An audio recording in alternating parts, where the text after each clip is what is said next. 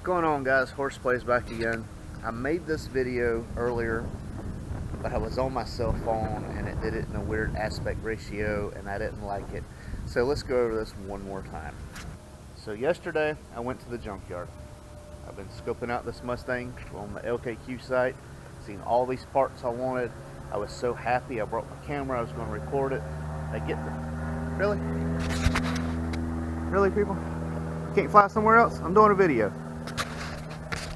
Jeez, what's wrong with these? Anyway, so I get there, all excited. I brought my camera, only to be disappointed. I didn't even record because the Mustang that I went there for was completely stripped. Door panels, interior, half the engine, everything. So everything that I found that I wanted was gone.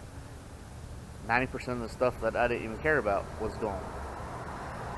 But I did manage to walk around and I found a few goodies for 20 bucks or so. So let me show y'all what I got. The first thing I got, now I've already put it on because I made a video about all this, and well, here we are. These practically brand new Motorcraft 8mm spark plug wires. I mean, you can still read them. They didn't have very minimal cleanup. So I sprayed them down, put them on. I already fired up the car. The car runs great with them. I love it. The gray ones were filthy. I mean, it doesn't affect the performance of them, but when everything is black and red, and then you have these gray wires that have big blotches of black on them from, you know, just dirt and silicone and everything else.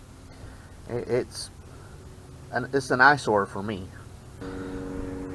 One thing I will preach about when doing this, on the end that goes to the coil and the end that goes to the spark plug, use a dab of dielectric grease. You ain't got to go crazy with it, just a pea-sized dab works great. Also, with these Motorcraft wires, for some reason, the wires from Advanced Auto, this wire right here that goes to the number 8 plug, is like a mile too long. Every kit that I've ever got from them. It's not with the Motorcraft. It's actually a great length. So the second thing that I found is this right here. Now the funny thing is, I was hunting for a black one and I couldn't find one. I found this one in tan, brought it home and was painting it and realized that it was a black one that someone had painted tan. So I scuffed it up, I painted it. You can tell right here how that's not as dark. That is black, but once I put some Armor All or something on that, it'll darken up and it'll look a lot better. When I first did my center console, I had all this done and it looked really good. I don't use super glossy stuff because I like the natural and I like to protect it and I don't want greasy stuff. But this was the second thing I absolutely love. I haven't had this since I bought the car, and it kind of helps complete the interior just a little bit more. One more thing, as simple as it seems, this piece, this plastic right here, was missing. That was a lot harder when you had to reach up in this hole and get it just right. Now it's very simple. Now my daughter can get in and out of the back seat really quick. The last thing, guys, as embarrassing as it was, well, it's not really embarrassing, but to some I guess it would be. This is, see that? Chrysler. These are 6x9 speakers out of my friend's Charger when he upgraded. I had to make this adapter plate because we run 5x7s or 6x8s, and the 6x9 need an adapter. So the inside screws here and there is what you see that would go to the deck, and the outside screws for the 6x9. Now this works decent, but as you can see, it blocks off quite a bit of the speaker.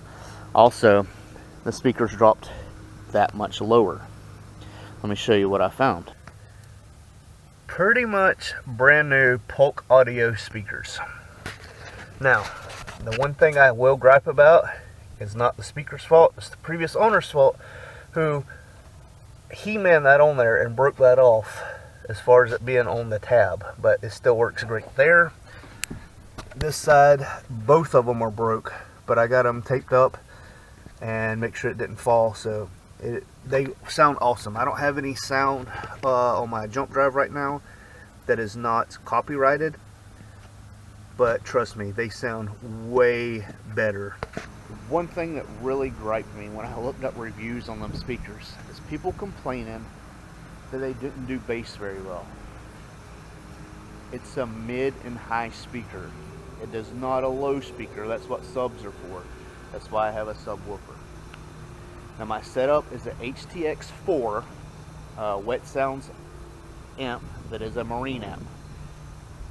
The sub is a Sony sub. I got a Sony head unit, and the amp runs all my speakers, including my sub.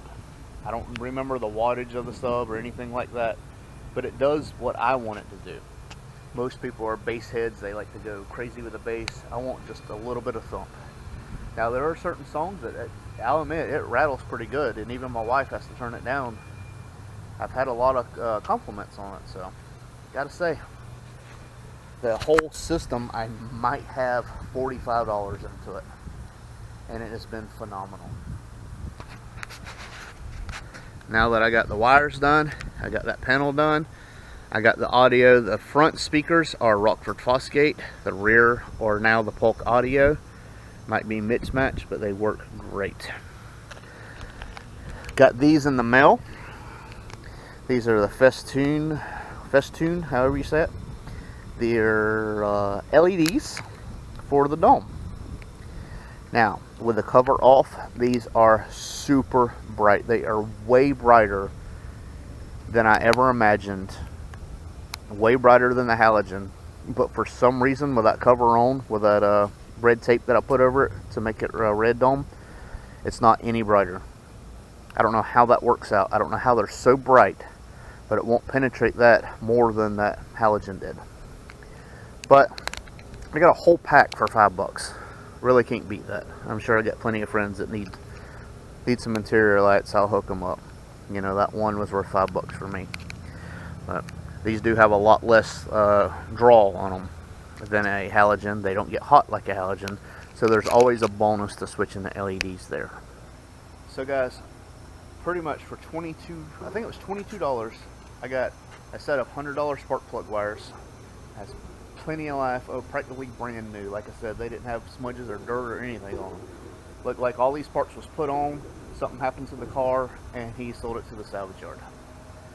Wires, $100 new, still to this day. If you go and look for Ford or Motorcraft or Ford Racing, either one, 8mm spark plug wires, they're still $100. Them speakers when they was new is $100. Now they sell anywhere from 50 to the 80 range. I've seen them all through there. Great speakers. Like I said, they complained that they didn't play lows, they didn't have bass. That's not what they're meant for. So I hope you enjoy this. And the main point of this video was to show that, you know, this car is 21 years old, but it's prime in the picking for the junkyard. I go to the junkyard, there was probably 15 Mustangs there. There was only 2 or 3 GTs, so I couldn't really get performance parts or anything like that.